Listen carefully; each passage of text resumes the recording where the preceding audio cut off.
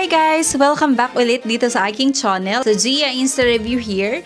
Today nga, sobrang helpful nitong topic natin, lalo na sa mga naghahanap ng pang-emergency na cash na mabilis, instant at walang kahirap-hirap. At syempre, madali lang yung requirements. So, pag-uusapan nga natin itong Maya Credit at hindi to sponsored ha. So, totoong legit, real experience ko to mga ka-Insta Review. As in, grabe guys, lifesaver siya. So, kunin nyo na yung mga snacks nyo ha, kasi medyo mahaba itong story time pero super informative ha.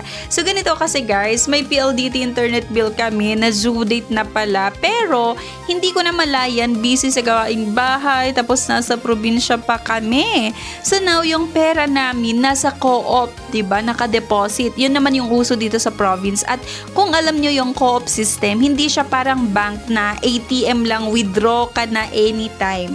So kailangan mo dalhin yung passbook sa office nila, meaning kailangan mo gumala muna, pumunta pa, maghintay, mag-process. Tapos ayun, bigla na lang nag-stop kasi yung internet namin. So, doon ko nalaman na past due na pala ha.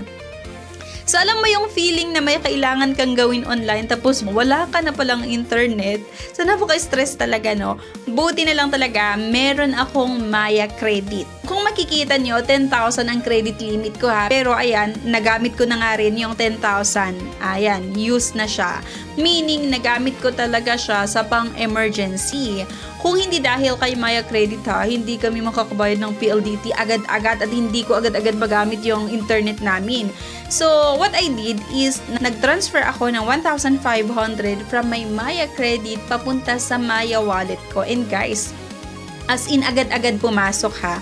Walang 5 minutes, walang loading, at kung ano-ano pa dyan. So, diretso talaga sa Maya wallet ko. So, yun nga, nakabayad kami ng internet nang hindi lumalabas ng bahay, hindi ko kinakailangan na pumunta pa sa co-op. So, literal na one tap lang talaga itong Maya Credit.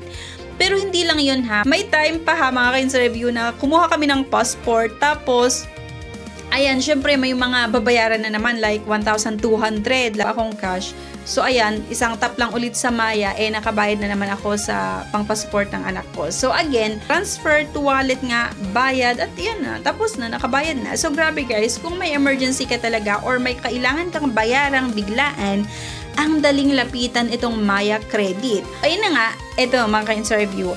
Kung mapapansin nyo, credit limit ay 10,000. Once ma-unlock mo yung Maya Credit, bibigyan ka ng limit based sa usage mo sa Maya app. So, ayun nga, sa akin ay 10,000 agad. So, good amount for emergencies na yon. So, kung mapapansin nyo, yung service fee ay 6.99%.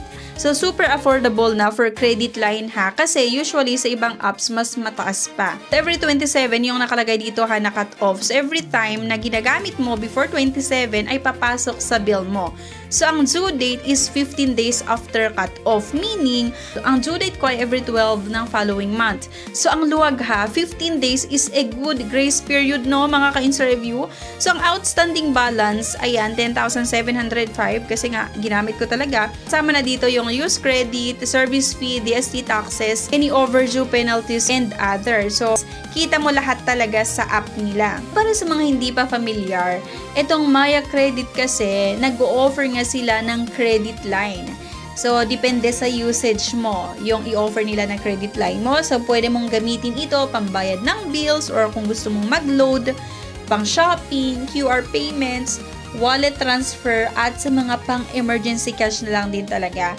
So, hindi siya installment loan ha. Credit line nga siya like G-Credit or yung credit card. So, gamit ka or pwede mong gamitin yung credit limit mo, then bayad ka on cut-off or yung sa due date. Ang requirements lang dito ay yung upgraded Maya account, yung active usage nga like transactions, wallet, and savings, must be 21 to 65 years old. So, ang advantage nito, instant approval lang talaga siya kung eligible ka. No payslip needed, napaka-transparent yung fees, reusable after bayad talaga, and good na goods ito for emergencies. Kaya kung ikaw yung tipo na walang access agad sa bank, nasa province, emergency lagi ang gastos, wala pang credit card o kailangan ng fast cash, then sobrang useful nitong Maya Credit. Pero reminder ha, credit equals responsibility mga ka-Insta Review.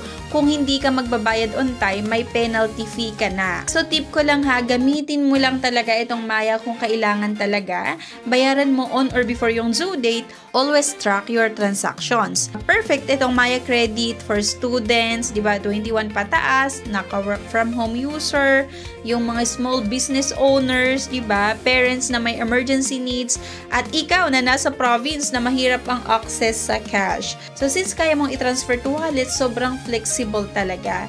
So anong verdict ko ha? Maya Credit is one of the most reliable emergency funds na sobrang dali gamitin, hindi siya complicated at hindi siya nakaka-stress, hindi rin ito maho-hold. Pero real talk lang ha, kung wala ako nito, baka isang araw kaming walang internet, no? At kung nagpapasport kami na walang cash, di ba? Hassle pa talaga for sure. Buti na nga lang, may Maya Credit. Kaya nga, kung eligible ka, go ahead mga ka-interview ha. Pwede mong subukan pero always be a responsible borrower. Ayan, so again mga ka-interview, thank you for watching. If gusto nyo pa ng mga reviews like this, lalo na yung tungkol sa digital loans, yung mga credit lines, at legit apps, don't forget nga to like, subscribe, and comment your question below. So again, this is Gia Insta Review helping you make smarter financial decisions one review at a time. Bye!